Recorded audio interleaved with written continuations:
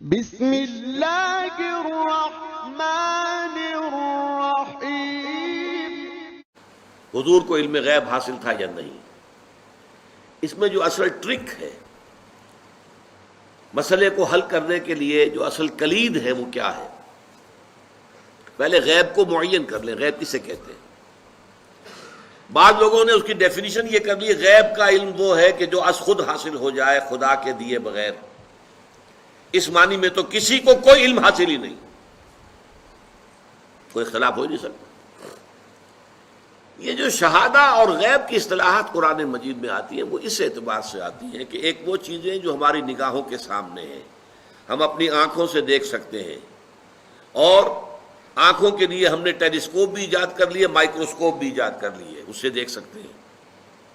ایک وہ عالم ہے جو ہماری نگاہوں سے پوشیدہ ہے، فرشتے ہماری نگاہوں سے پوشیدہ ہے، وہ نہ ٹیلیسکوپ سے نظر آئیں گے نہ مائکروسکوپ سے نظر آئیں گے۔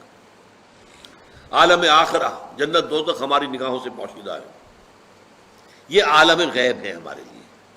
اللہ تعالیٰ غیب اور حاضر دونوں کا جاننے والا ہے، حالانکہ اللہ کے لیے غیب ہے ہی نہیں۔ آپ سوچئے، اللہ کے لیے تو آنے واحد میں ہر شے اس کی نگاہوں کے سامنے بیک وقت موجود ہے، اس کے لیے غیب نہیں ہے۔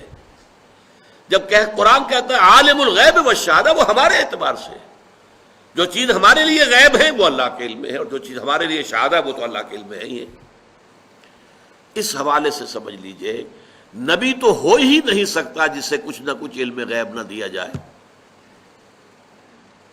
اگر نبی کا علم بھی وہی ہو جو ہمارا ہے تو پھر ہمارا اور ان کا فرق کیا ہوا؟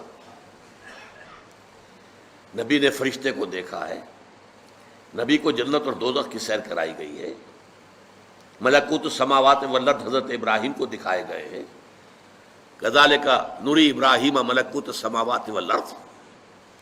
معراج میں حضور کو کیا کچھ دکھایا گیا ہے؟ اگر یہ چیزیں غیب کی ہیں نا، اگر یہ چیزیں وحی فرشتہ یہ غیب ہے نا، تو غیب کا علم نہ دیا جائے تو نبی کہاں ہوا؟ وہ تو پھر عام انسان ہے۔ قل انما انا بشر مثلکم یوحی الی، وحی آ رہی ہے میرے پاس، تو یہ از خود غیب سے معاملہ آ رہا ہے۔ البتہ کل غیب جو ہے وہ اس کی نفی ہو جائے گی، کل غیب نہیں۔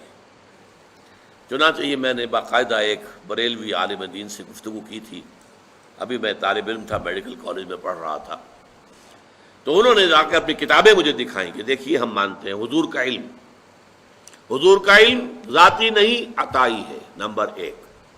حضور کا علم قدیم نہیں حادث ہے، نمبر دو۔ حضور کا علم لا محدود نہیں محدود ہے۔ تو میں نے کہا پھر میرا تو آپ سے کوئی جھگڑا نہیں ہے، تین باتیں آپ واقعی مان لیں تو پھر میرا کوئی جھگڑا نہیں، میرا اختلاف تو ختم ہو گیا۔ اب ٹیکنیکل بحث ہے، قرآن مجید میں بھی آیا ہے لا یظہر علی غیبہ الا من ارتضی من رسول، اللہ اپنے غیب کو ظاہر نہیں کرتا مگر اپنے رسولوں میں سے جن کو پسند کرتا ہے ان کو وہ غیب کی خبر دیتا ہے۔ غیب کی خبریں دیتے ہیں نبی، تبھی تو وہ نبی کہلاتے ہیں۔ تو یہ غیب کا مسئلہ ہمارے ہاں علم غیب کا ہے، وہ بھی اس سے حل ہو جاتا ہے۔